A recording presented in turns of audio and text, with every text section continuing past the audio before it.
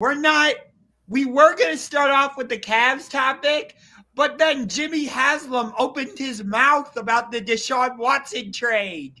And So you're a Browns fan. Just go ahead and let loose. yeah, so Jimmy Haslam, who has not been a good owner for the Browns since they took over, because he's the one who drafted Johnny Manziel in 2014.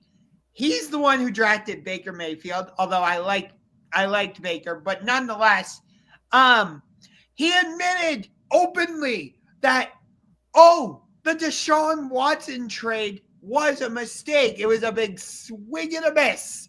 Like, duh. Yeah, it took you this long to realize that.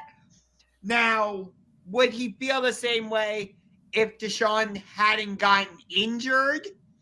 I don't know. That's a big part of this that I don't know if a lot of people are talking about that. But it feels like maybe it's a step in the right direction for the Haslams to be admitting, yeah, we made a mistake on this. Because I'll tell you this. I feel like the Haslams are the AFC version of Jerry Jones. Now I get it. Jimmy and D Haslam aren't nearly as in front of the camera and on the microphone as Jerry Jones is with the Dallas Cowboys. I totally understand that. But what I'm saying is, you look at the Cowboys, Jerry Jones is involved in every single little thing they do, whether it's personnel changes, who gets a contract when. We saw that with Dak Prescott and CD Lamb, and we're seeing that play out with Micah Parsons. And all this and that. I could go on and on. It's the same thing with the Browns. The Haslams were the ones that, like I said, drafted Johnny Manziel, made the trade for Deshaun Watson, and a number of other personnel changes. And they're the ones that I think are driving the bus on, Andrew Berry getting hired and Kevin Stefanski keeping his job and, fought the firing of Mike Pettin. And, we had a good thing going with Brian Hoyer as our starting quarterback in 2014. But I believe it was the Haslams who stepped in and said, no, we want to see Johnny Manziel play. And I'm not trying to make this all about Johnny Manziel. That's not my point. It's just one of the more prominent examples of my overall point, which again is I feel like the Haslams are so hands-on with everything that it's just screwed up the Browns. Think about how many different quarterbacks and head coaches the Browns have had just with the Haslams in control. It's been ridiculous. I can't even name all of them. But again, I think my point is valid, and a lot of people would tend to agree with me. The Haslams are the AFC version of Jerry Jones, just without the camera and microphone part of it. Okay. Now that you've spent 4 minutes soliloquying about your past as a Cleveland Browns fan, I'm going to evaluate what Jimmy Haslam said. And my takeaway from this is this. The worst thing that could have happened to this Cleveland Browns franchise was Deshaun Watson playing as well as he did 2 years ago in that comeback game against the Baltimore Ravens, and then he hurt his shoulder because it delayed the inevitable. The inevitable being Deshaun Watson trade was a mistake. He is not your franchise quarterback. The best thing to happen to this Browns franchise since that moment was not the fact that Deshaun Watson tore his Achilles on the field against the Cincinnati Bengals. It was the fact that Deshaun Watson re-ruptured his Achilles, presumably away from the facility off team ground, because that set the precedent of, he's not going to come back in 2025. He's probably not going to be the same quarterback. And it forced Jimmy Haslam and Andrew Berry and Kevin Stefanski and co. to go in a new direction at the most important position in sports. I think the more noteworthy point from Jimmy Haslam in this press conference isn't the fact that he said the Deshaun Watson trade was a mistake. Because what is he going to say? Oh, it wasn't a mistake. We still believe in Ford. No one's going to believe that garbage anymore. Absolutely not. I fully agree with you on that one, but continue. The most notable point he made was when he said, we can wait on a quarterback. I do agree with you on that. But I know a lot of the mock drafts and whatnot have the Browns taking either Abdul Carter out of Penn State or Travis Hunter out of Colorado, the Heisman Trophy winner. But I'm still believing that they are going to go with Shedeur Sanders. And the reason why on that, circling back to my original point, is we've seen the Browns do this. They took a high-profile quarterback in Johnny Manziel in the first round.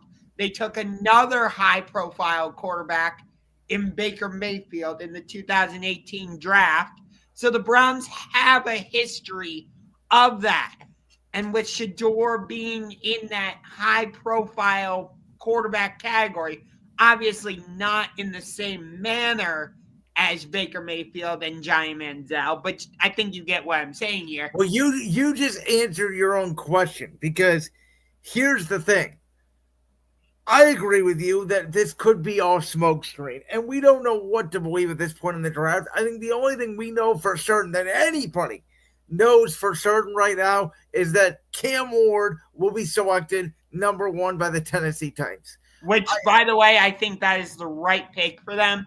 But I'm just going off of what the Browns have shown me. Well, my point is, you talked about, they went up and got Johnny Manziel, pretty high in the draft. Johnny Manziel was obviously a controversial figure, but some teams had him in their first round graded. Some people had him off their draft board. Baker Mayfield was projected to be a first-round talent. Some people didn't have him number 1 overall like the Browns did, but he was at least projected to be a first-round talent.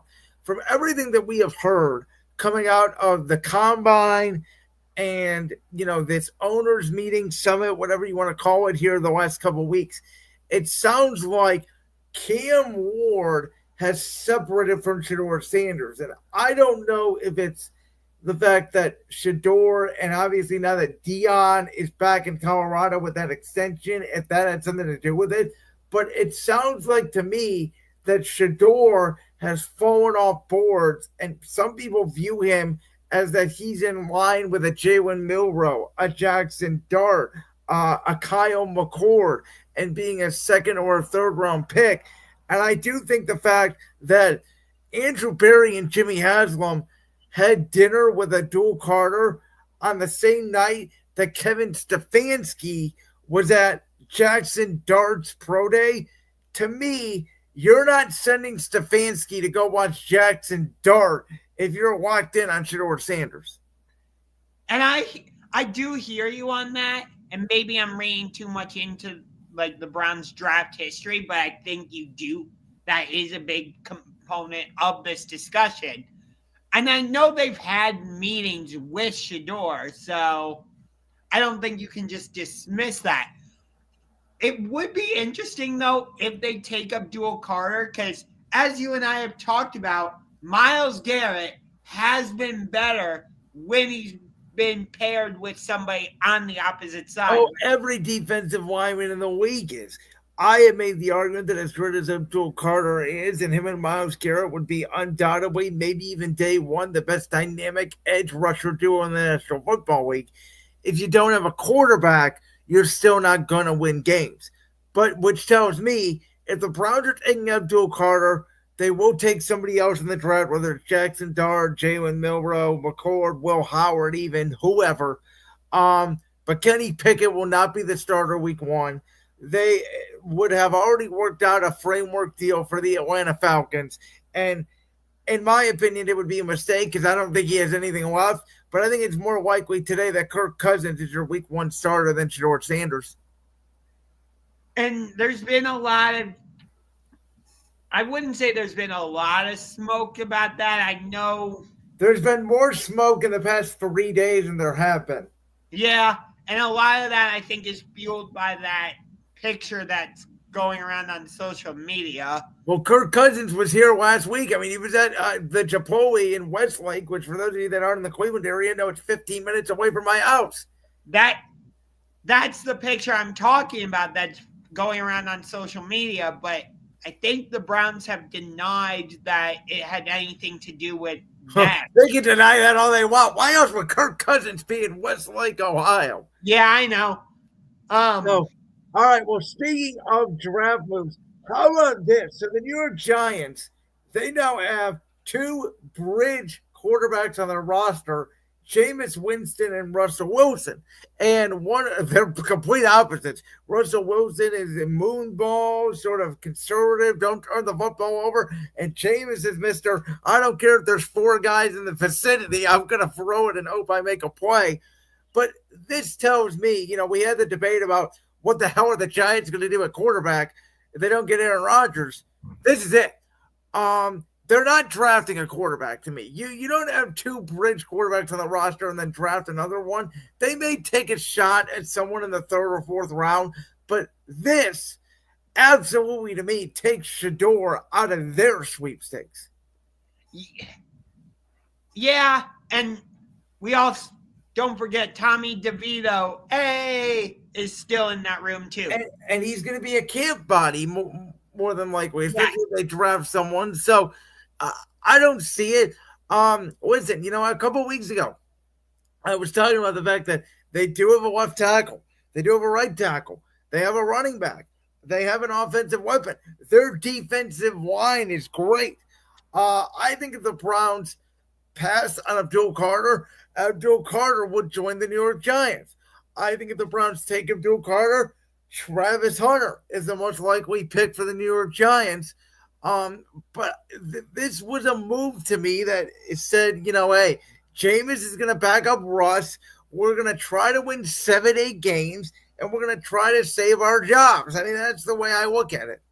It's interesting that you say that because there was a video, I don't remember how long ago it was posted, but it was Adam Schefter saying, I don't think this takes them out of the Shedeur Sanders. Yeah, and I don't believe that, and I don't know why he would think that. I mean, think about it logically, right? So they paid Jameis Winston, what was it, a 2-year contract worth 20-something million? I think it was $10 million a year, and now Russ has a 1-year deal. I mean, Jameis Winston is not going to be a 3rd-string quarterback. And for the record, I don't think it's a quarterback competition because I don't think Russell Wilson's a backup in the NFL. I think Russ is their starter. I would agree with you. Stephen A. Smith has been saying, the Giants are on the level of the Jaguars in terms of travesty in the NFL over the past few years. Well, he's wrong. He's actually on the level. They're actually on the level of the Cleveland Browns. They've been worse. I mean, at least the Jaguars got to an AFC Championship game with Blake Bortles.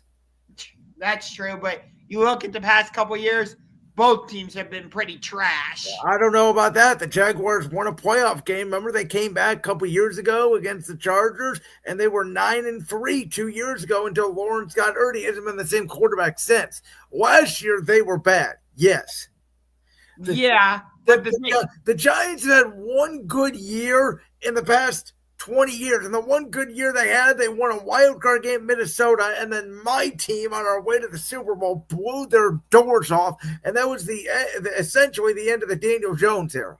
Yeah, that's true. I still remember when he had a wide open lane for a touchdown. That was 2020 during the COVID season. I think it was. I know it was a Thursday night game, week 7 or week 8 that year. Carson went for a touchdown pass to Corey Clement late in the game to win it. I'm getting completely off track here. The bottom line is the Giants are my rival in the NFC East. I've called them the Browns of the NFC for years because that's what they are. But It's like I don't know. I think there is a world this year where they are not in the basement in the NFC East. And instead it would be Jerry's team in the Yeah. basement. Okay. But it'll be interesting. I have to tell you, that Browns Giants draft at 2 and 3 is so fascinating because I think what those two teams do really will shape what the rest of the first. I completely agree with you, and I also feel this: if Shedeur does not go here by number 3, there is a world where he does not become a first-round pick. Oh, I don't know about that because you got the Raiders sitting there, you got the Saints.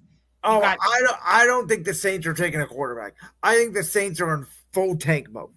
I don't. They have not had any meetings with any quarterback.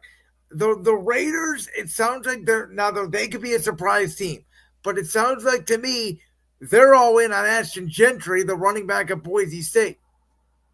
If they do that, though, who's going to be their quarterback? Who do you think? Not Gardner Minshew. Your guy. Oh, right, Gino. Silly me. Silly me. Wow. I forgot about it. I forgot the Raiders even traded for him. So your guy is there, and it sounds like with Pete Carroll and Chip Kelly's history, they don't want to go Shedeur. I think Shedeur would be a great fit in Vegas. Sounds like he's not going there, though. Yeah.